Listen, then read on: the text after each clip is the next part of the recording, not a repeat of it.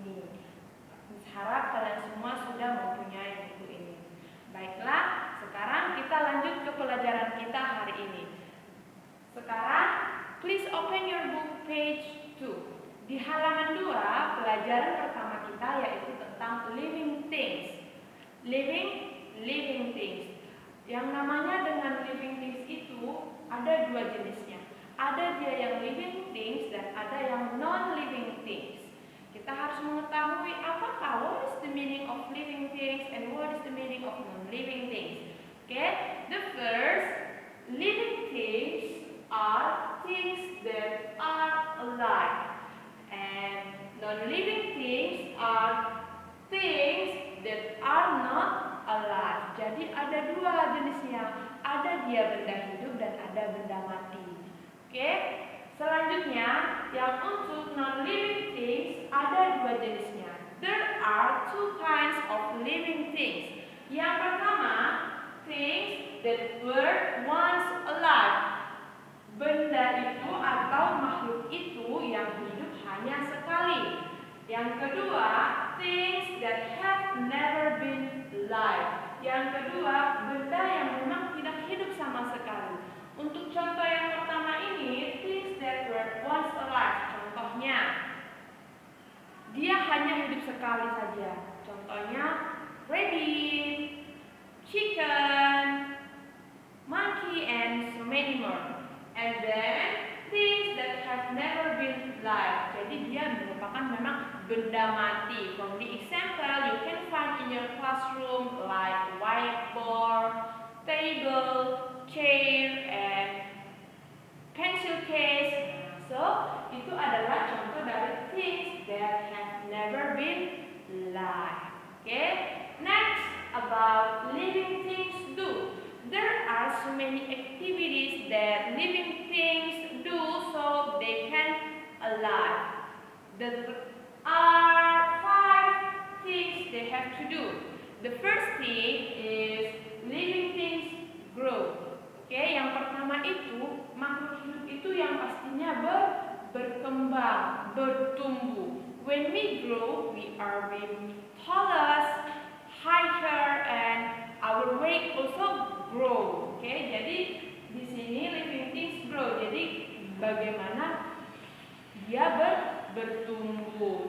Sekarang kalian bisa lihat di buku kalian pada halaman 4. Contohnya mulai dari pertumbuhan kita, mulai dari bayi, anak-anak, remaja, dewasa, dan tua. Itu contoh dari pertumbuhan. Jadi kita bertumbuh, tinggi kita juga jadi bertambah, berat kita bertambah, dan yang pastinya umurnya juga makin bertambah. Yang kedua, yang dilakukan living things supaya mereka tetap hidup yaitu living things move. Living things move. Jadi benda hidup itu harus bergerak. Misalnya kalau kita sebagai manusia kita bergerak, berjalan menggunakan kaki kita, bisa berlari. Oke, ada hewan juga, for the example, they move dengan berenang. For the example, fish. Ada yang dia bergeraknya fly atau terbang, contohnya burung, and so many more. Okay? Ada yang climb juga, ada yang memanjat. Contohnya apa, Miss?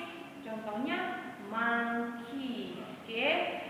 And then living things respond. Living things respond. Living things respond di sini bagaimana caranya makhluk hidup itu untuk menyelamatkan dirinya di saat mengalami atau di dalam keadaan bahaya. Contohnya apa, Miss?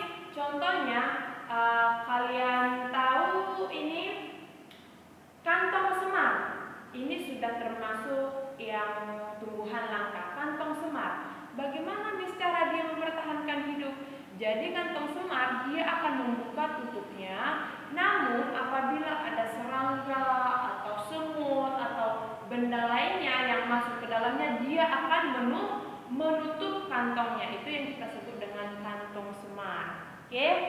Yang keempat, living things reproduce. Buka bukunya di halaman 7. living things reproduce di sini bermacam-macam ya bagaimana mereka untuk bereproduksi. Ada yang laying their eggs, ada yang giving birth. Nah, jadi di situ ada yang dengan mengerami telur dan ada yang melahirkan. Contoh hewan yang mengerami apa, Miss? Burung, bird, chicken, duck. Nah, itu termasuk ke dalam laying their egg.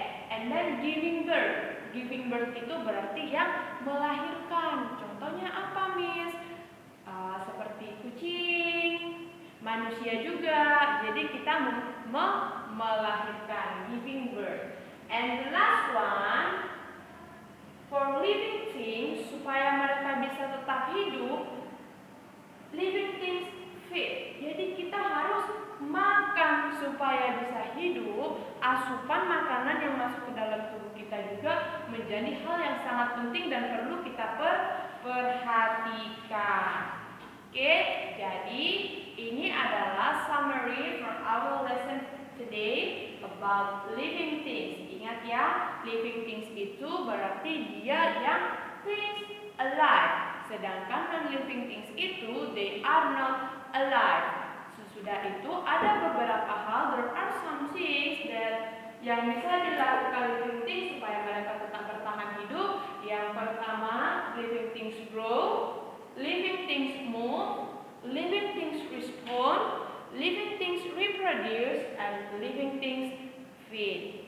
Oke, selanjutnya untuk tugas kalian di rumah, please open your student workbook di halaman 3. Oke, sekarang kalian buka yang ini untuk workbooknya di halaman 3. Coba kalian perhatikan activity 3.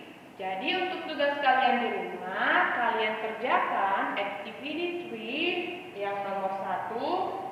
Nomor 1 ini semua dan nomor 2 tidak usah ya, nomor 1 dan nomor 3. Jadi PR kalian atau tugas kalian di rumah yaitu di halaman 3 dan sampai halaman 4. Miss akan tunggu tugasnya sampai jam 10 malam.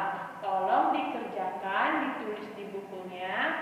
Jika sudah selesai difoto, lalu kirim ke Miss Frida. If you still confused or if isn't clear, you may ask me by using WhatsApp. Jadi kalau masih ada pertanyaan, mungkin kalian masih bingung, silakan WhatsApp ke Miss Frida. Miss akan meresponnya. Oke, student, think enough our lesson for today. Thank you for your good attention, and I hope you all healthy. Keep your healthy and then tetap semangat belajarnya walaupun hanya di rumah. See you for the next meeting and bye-bye.